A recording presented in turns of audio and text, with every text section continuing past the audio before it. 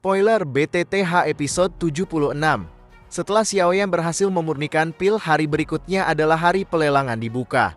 Xiaoyan memasuki aula lelang dan mendapatkan tempat VIP. Semua ahli sudah menempati tempat yang disediakan, kemudian pemimpin Sekte Kaisar Hitam, Mu Tianxing, memberikan sambutan ke semua tamu, khususnya bagian VIP. Setelah itu pembawa acara dan seorang wanita lah yang memandu pelelangan. Barang-barang biasa tidak menarik bagi tamu VIP hingga ketika teknik Dou penggaris besar muncul, ini adalah barang pertama yang ditawar Xiaoyan. Xiaoyan menawar seharga 3 juta koin emas, namun ada yang menawar lebih tinggi. Orang itu adalah Xiaoli, kakak Xiaoyan sendiri. Xiaoli masih tidak tahu kalau Xiaoyan adalah orang berjubah yang ada di ruang VIP. Xiaoyan tidak melanjutkan penawaran karena ia tahu kalau itu adalah niat baik kakaknya. Kemudian, barang lelang selanjutnya yang menarik perhatian Xiaoyan ialah mayat binatang ajaib. Ini adalah mayat dari binatang ajaib yang berada di puncak ketujuh.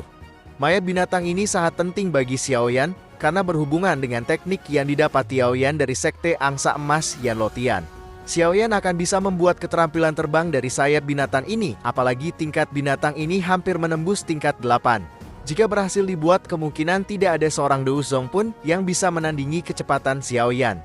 Saat mayat binatang itu muncul, Xiaoyan melihat gelagat aneh dari Xian. Xiaoyan jadi berpikir apakah binatang ajaib ini memiliki hubungan dengan Xian. Xian menggelengkan kepalanya, ini tidak seperti hubungan darah, tapi lebih seperti bertemu musuhan bebuyutan. Karena bukan dari keluarga Xian, Xiaoyan tidak akan merasa bersalah dan menawar mayat binatang tersebut. Harga mayat binatang sudah tidak lagi koin emas, melainkan barang yang sama berharga. Xiaoyan menawar dengan pil spirit dan pil huang perkasa untuk melakukan barter. Penawaran Xiaoyan tidak segera disetujui, karena Sekte Kaisar Hitam menganggap mayat binatang itu sedikit lebih berharga lagi. Penawaran lain muncul dari lembah api iblis. Mereka menawar dengan teknik Dou yang dinamakan keterampilan penciptaan api. Teknik ini memungkinkan seseorang menggabungkan api dan mengendalikan api dengan cepat. Bukan hanya orang-orang, bahkan Xiaoyan tertarik dengan teknik ini. Sayangnya belajar teknik ini ada resikonya, dan Sekte Kaisar Hitam tidak terlalu tertarik. Hasilnya Xiaoyan harus menambahkan pil untuk bertukar dengan mayat binatang itu. 3 butir pil spirit dan 2 pil huang adalah kesepakatannya. Lelang terakhir, Mu Tianxing sendiri yang turun untuk memandu pelelangan. Ini adalah harta yang paling ditunggu, cairan transformasi Bodhisattva. Dalam penjagaan ketat, Mu Tianxing memamerkan cairan transformasi Bodhisattva. Semua mata tertuju ke sana dan penawaran besar-besaran dimulai. Penawaran tidak diperlihatkan kepada orang banyak. Orang yang tertarik dengan cairan transformasi Bodhisattva bisa menawar langsung secara tatap muka dengan Mu Tianxing.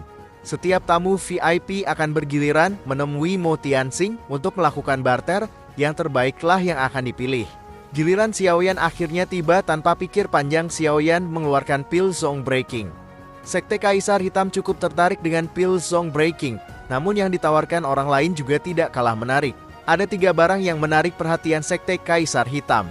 Pil Zong Breaking Xiaoyan, pil tingkat 7 Tetua Yingsan, dan keterampilan penggabungan spiritual lembah api iblis. Dari 3 barang tersebut, yang paling dibutuhkan Sekte Kaisar Hitam rupanya adalah pil tingkat 7, pil pengembali kehidupan. Dengan pil ini, cedera separah apapun dapat disembuhkan, pil yang menjadi kehidupan kedua. Inilah hasil akhir pelelangan. Xiaoyan harus berjuang lagi untuk mendapatkan cairan transformasi Bodhisattva. Nah, di sini saja dulu. Terima kasih sudah menonton dan sampai jumpa.